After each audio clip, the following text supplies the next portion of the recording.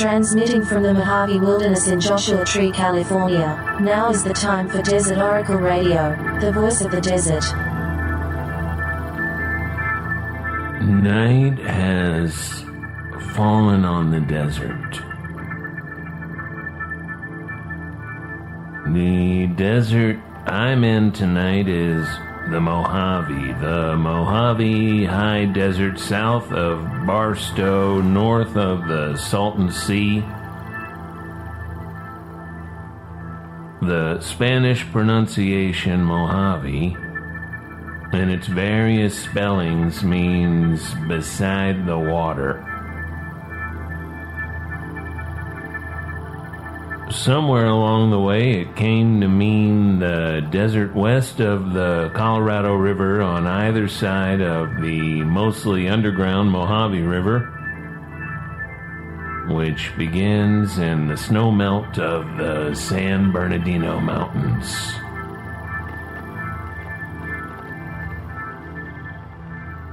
Mojave is from the Yuman words Ahamakav, which is where the Yuma people have lived for almost 1,000 years on the Colorado River, roughly between today's Fort Mojave and Yuma, and throughout the Colorado Delta in today's Mexico, atop the Gulf of California, the Sea of Cortez. Both Fort Mojave and Fort Yuma were built by the U.S. Army to stop raids against white travelers by the Mojave tribes, which rightly saw the incursion as an invasion.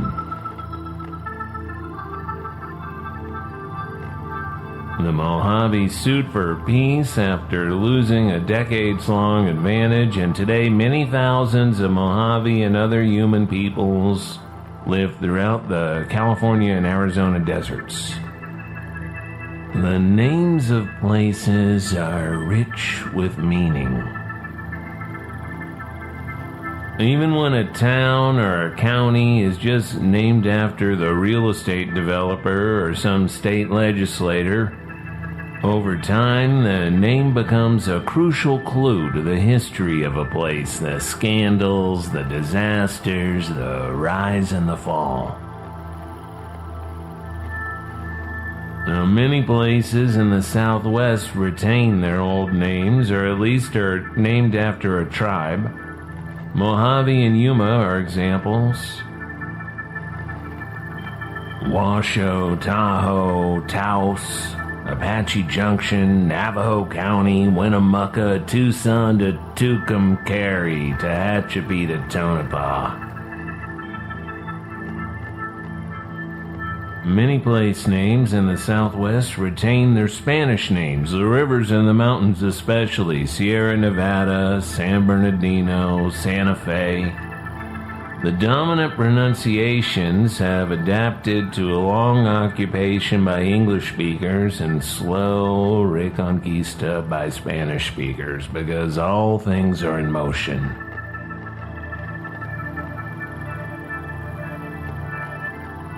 It occurs to me that Santa Fe needs to be considered one of the locales under the spell of the Fayette factor. Do you know about this? The Fayette factor recognizes that U.S. towns named Fayette or Lafayette or any other variation are haunted by weirdness. Frequent sightings of weird entities and apparitions, lots of UFO flaps, bizarre histories, 14 events like fish falling from the sky, spontaneous human combustion.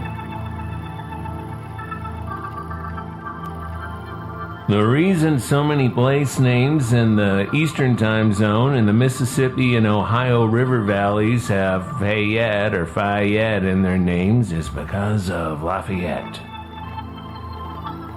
the French adventurer who became a central figure in the British colony's War of Independence. But it doesn't matter why a place has the sound Fay in its name, because Fay is an old sound with an old resonance. Any modern witch knows that a spell is all about how you say it, how you intone it, how you sound it out. Like, Fae is a sound that both attracts and creates a specific kind of energy.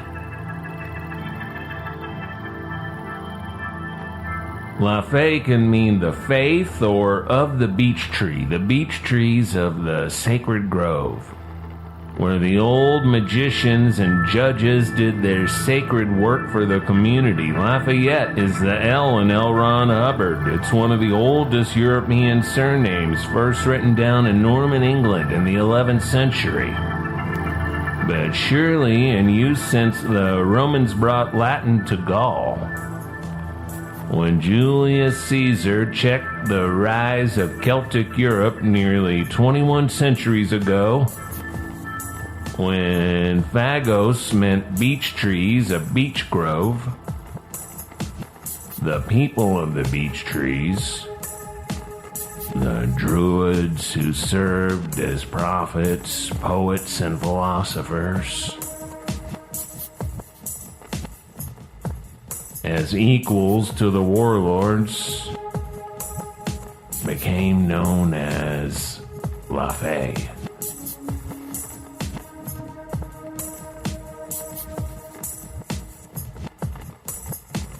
Lafayette was born to this adventurous family, and the reason so many places in the United States are named for him was mostly due to an incredible voyage he made back to America after the successful revolution that he supported with his talents and his money. It was 1784, and Lafayette was only 27 years old, a hero around the world. He traveled to every state in the young Confederation, not yet a union, and he addressed the Virginia House of Delegates regarding the immediate need to emancipate the slaves, to achieve the liberty promised in the new country's founding document.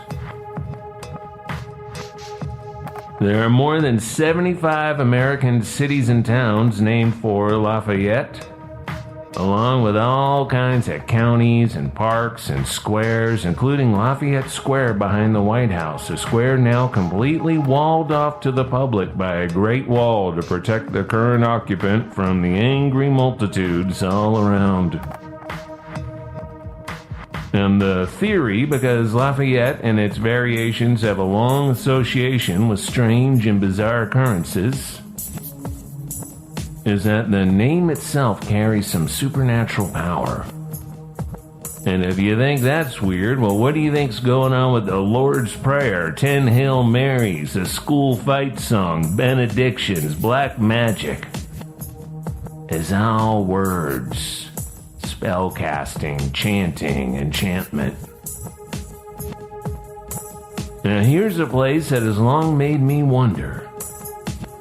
The Estrella Mountains, an incredible slab of rock rising 2,600 feet over the desert valley below, the Valley of the Sun, the Salt River Valley, the Gila River Valley. Sierra Estrella, to quote Arizona writer Stephen M. Thomas, is a solid block of 1.6 billion year old stone that was formed deep in the earth when molten rock erupted upward into a layer of sediment. That was around the time the first cells with a nucleus came into being here on planet Earth. Dinosaurs were still another billion plus years away. You know, sometimes I think junk DNA is just a schedule we haven't yet decoded. And here's why I make sure to pay my tithe to Wikipedia every year so I can quote something like this with mild impunity. Some non-coding DNA sequences must have important biological function. This is indicated by comparative genomic studies that report highly conserved regions of non-coding DNA, sometimes on timescales of hundreds of millions of years. This implies that these non-coding regions are under strong evolutionary pressure and positive selection. For example, in the genomes of humans and mice, which diverged from a common ancestor 65 to 75 million years ago, protein-coding DNA sequences account for only about 20% of conserved DNA, with the remaining 80% of conserved DNA represented in non-coding regions. There's a plan of some kind in there, I believe, a kind of grand story arc. No guarantee it'll happen, but it's a plan at least, loaded with contingencies, maybe. Trouble with the big land and water dinosaurs? Well, the flying dinosaurs can migrate. The Estrella Mountains are wild, a wild and harsh land that's nearly vertical in many places. Much of this mountain range is part of the 600 square mile Gila River Indian Nation, while some 14,000 acres are federal wilderness under the loose jurisdiction of the U.S. Bureau of Land Management. Like many mountain ranges, and like many mountains in Arizona especially, there are all kinds of weird legends and strange folklore associated with these ancient, wild places. There are lost gold mines, of course, going back to the earliest Spanish explorations of this part of the Sonoran Desert. Ghost stories, of course, occasional monsters, ghost deer, terrifying apparitions. But the most common oddity, the usual anomaly, has to do with the very name the Spanish gave these mountains. Estrella, the stars. I have a long but shallow history with these mountains. My grandpa, the one who left eastern Kentucky with black lung from the coal mines, worked for a long time at the Goodyear factory just below the northern wall of the Estrellas. Working in a coal mine makes you appreciate the safety and human rights of workers, so my old grandpa Joe became the union steward at Goodyear, which is now a suburb of Phoenix, miles of two-story stucco tract houses right on top of each other along Interstate 10. On the southern end of this jagged range is the Estrella Sailport for gliders, sailplanes, just beyond the Maricopa Reservation. My dad would take me along now and then for a glider flight up and down the Estrellas. Thermals rise up from the desert plains, and then you get updrafts on both sides of the north-south mountain range. We would get a tow from a junky old Piper or Cessna somebody flew out there on weekends. And then we'd cut loose and soar over Arizona for an hour or two, chasing thermals. The best way to find a thermal is to watch the buzzards. They find a thermal and they just circle it lazily, thousands of feet above the parched ground, barely moving a muscle. Because sailplanes are totally silent, the turkey vultures would hold their spot and kind of glare over at us as we circled behind them. Even better is the fact that Estrella Sailport is glider only, no powered air traffic beyond the tow plane.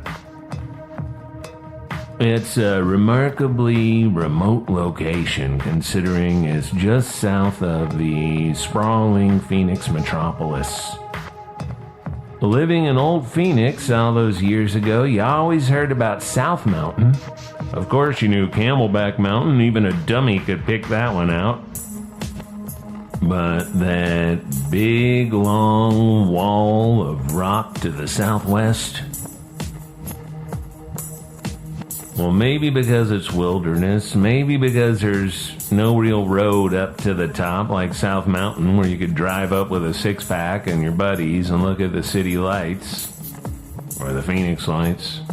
Lots of people got to see that 1997 event from the South Mountain parking lot, looking down on the things. And then, if you remember your Phoenix Lights lore, once thousands more people went outside on that pleasant March night, after they'd heard about the big boomerang and triangle-shaped formations moving low and slow from Prescott to Peoria to the Phoenix Mountains Preserve, well, then the masses saw a great arc of brilliant orange orbs over the Estrella Mountains. Now, some people right away said, well, that's not too far from Luke Air Force Base. Must be an immense line of flares dropped from aircraft like none of us have ever quite seen before. And then some of the alien faithful, the E.T. believers who've seen too many science fiction movies, they said in their usual way, well, that must be a disinformation effort by the Air Force to hide the true alien spaceship somehow. But people who live around that 30-mile-long mountain range already knew about what they call the Estrella Lights. Now, why would the Spanish name a mountain range the Stars? Today, you might be able to make a little sense out of it because from the Estrellas you can better see the night sky. But there was no light pollution on the valley floor when the Spaniards chose this name. The native peoples of the Salt River and the Gila River valleys lived without artificial light of any kind, as we all did, before electricity was tamed and brought into our homes in the late 19th and early 20th centuries. The Pima and Maricopa tribes call the mountains Comatque, which means blue and hazy, like the Blue Ridge Mountains. Yeah, the origins of the Spanish name are obscured by time. Maybe the Spaniards were entranced by lights the indigenous peoples had long grown used to. The way Celtic peoples are matter-of-fact about the Sidhe, the fair folk who often appear in balls of light in nature. There was an article in the Arizona Republic a few years back, January 22 of 2015, and it was because Arizona had just been ranked number 7 on the list of U.S. states with the most UFO reports. Arizona ranks number 7 on a list of the top 10 states with the most UFO sightings, according to the National UFO Reporting Center. The more than 3,000 sightings in Arizona date back to 1950, the latest of which occurred January 13, when an observer spotted orange lights south of Phoenix near the Estrella Mountains, according to the UFO Reporting Center's website.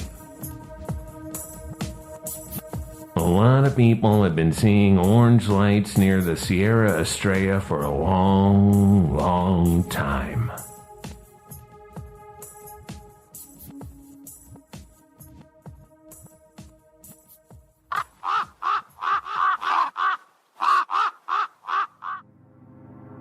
You go through the UFO database and it's just a steady supply. In June 2004, Phoenix suffered a massive blackout. Everything shut down, including all 3 reactors at the Palo Verde nuclear power plant. When the lights went out for 65,000 households on June 21st, there was yet another grouping of large orange lights hovering over the Estrellas. The lights persisted nightly for a week.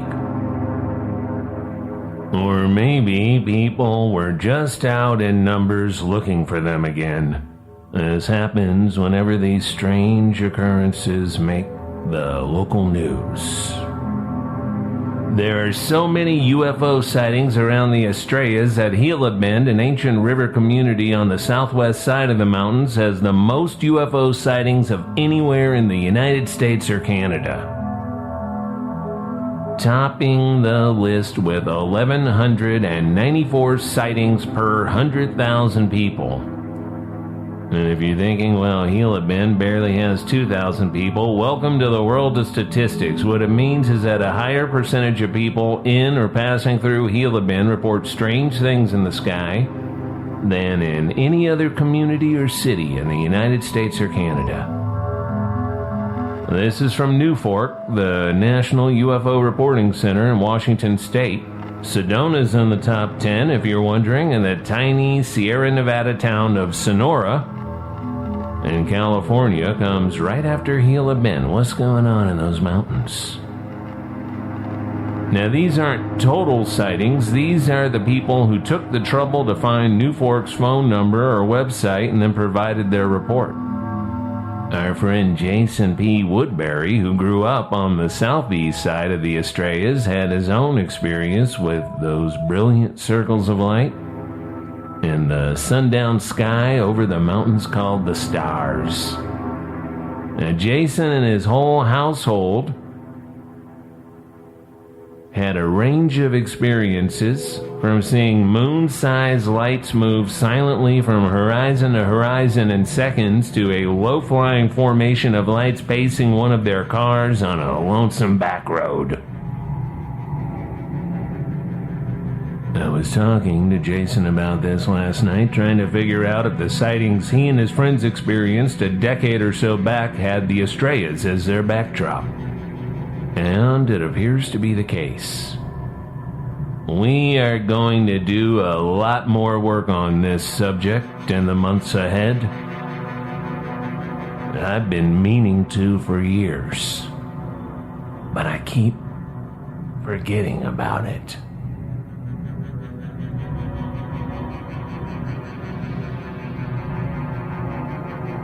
I was looking at some videos that people had shot over the last couple of decades of these strange orbs dancing around the Estrellas. And the comments beneath were pretty interesting. There's one from 11 years ago. I saw them spinning around each other. I'm not crazy. But if you tell me those are flares, you insinuate that I am crazy. Unless you can give me something to support their rotation about a center axis. One from 9 years ago. I used to live roughly 10 miles from the base of the east side of the Estrellas, so I'd frequently see these lights coming home on Pecos Road. They flare up, flare out, and then reappear a few hundred yards away. I originally thought they were hikers or campers starting fires, but they flare up and out too fast for that, and over too great a distance to be covered by people or vehicles, especially at night.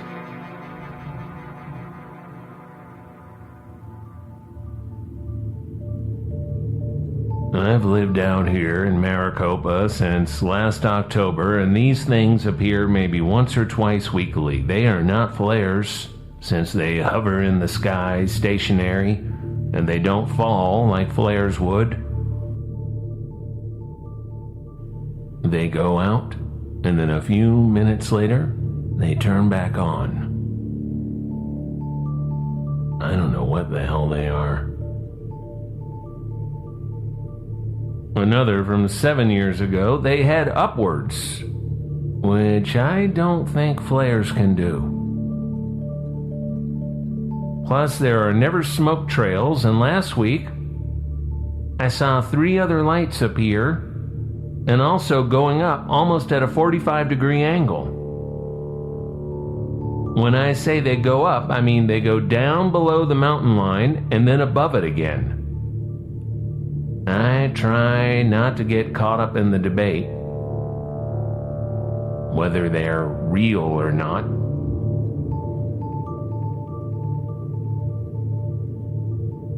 I have seen strange lights over the Estrella Mountains. They were moving up and down behind the mountain range like a serpent. It really freaked me out.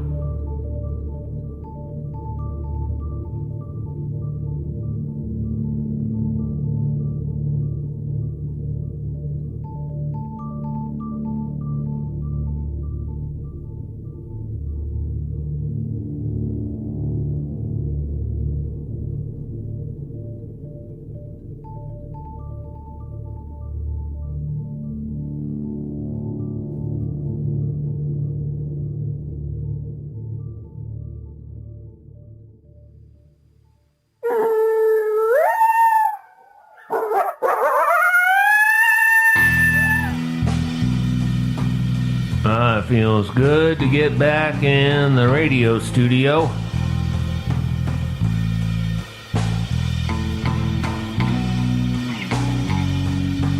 This is Desert Oracle Radio, and I am your host, Ken Lane. The soundscapes that you've been listening to tonight are by Joshua Tree's own Red, Blue, Black, Silver. He's got CDs and all kinds of other stuff. Go look up Red, Blue, Black, Silver on the social media, whatever you use. Don't make me say the names of these things. From Amboy to Zzyzx and across the Great Mojave Wilderness, you've been listening to Desert Oracle Radio, broadcasting from Joshua Tree on Friday nights from 10 to 11 p.m., 107.7 on your FM dial in the high desert. You can stream it anywhere off the website. You can listen to the podcast if you like to do that.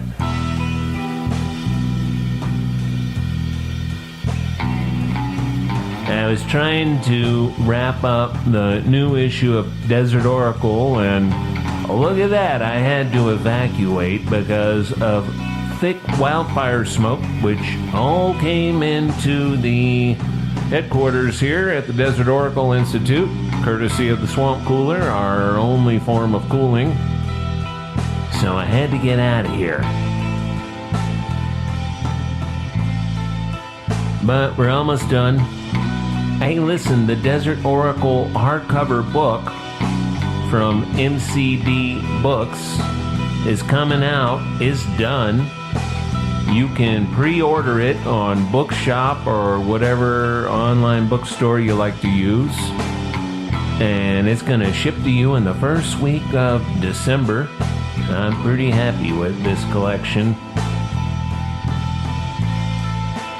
We'll speak with you again next week. Same night, same time. Thank you for listening, and good night from the voice of the desert.